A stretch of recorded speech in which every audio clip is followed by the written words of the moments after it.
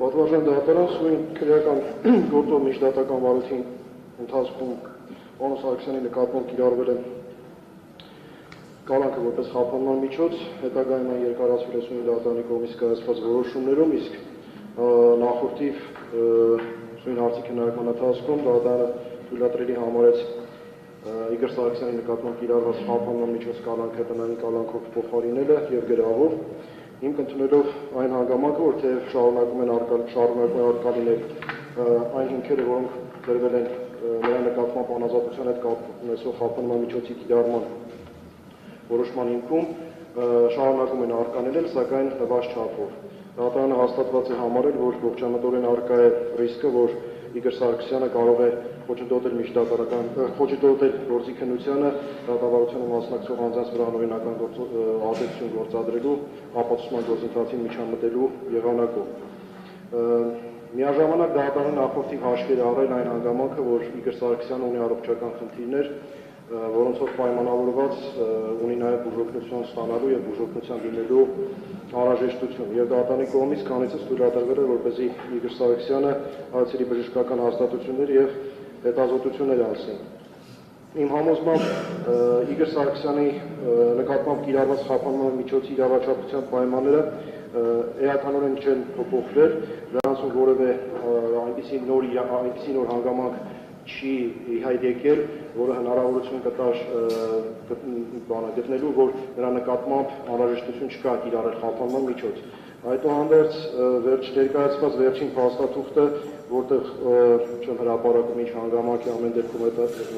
մտահոգիչ հանգամանքի մասին է խոսում բժշկական եւ այն հանգամանքը, որ բավականին տևական ժամանակ է անցել, ուստի կարծում եմ, որ եթե դատարանը հարկա համարի, կարող է նաև քննարկել խափանման միջոցը անազատության հետ կապ չունեցող խափանման միջոց կիրառելու հնարավորությունը։ Սակայն ինքս նա այդպիսի միջնորդություն ներկայապահին չունեմ։ Իր որոշումն այս էր պատվարժան դատարան։ Ցանկանում եք ավելացնել։ Վարույթի մասնակիցներ դատարան լսելով յուրաքանչյուրի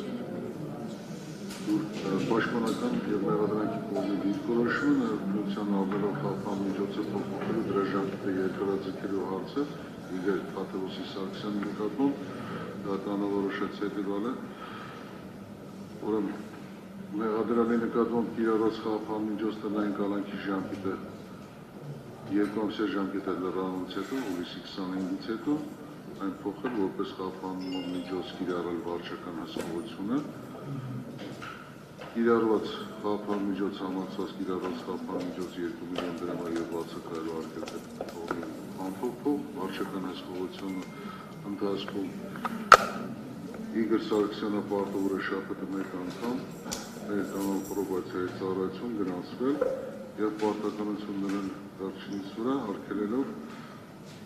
թիվ 582 232 25 քրեական վարույթով դատաքննական համարը Եդը 2887-01-25 քրեական գործով վարույթով մասնավոր մասնակիցների հետ շփում չունենալ բացառությամբ իր պաշտպանների բնականաբար հսկողությունը կիրառել առողջական վիճակը նաև հաշվի առնելով, նաև հետազոտությունները բարբերաբար հաշվի առնելով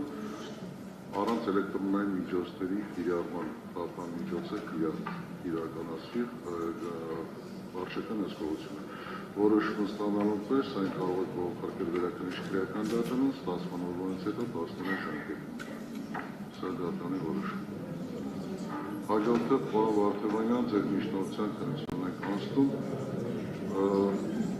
Դուք եք ներկայացնել միջնորդություն։ Խնդրեմ։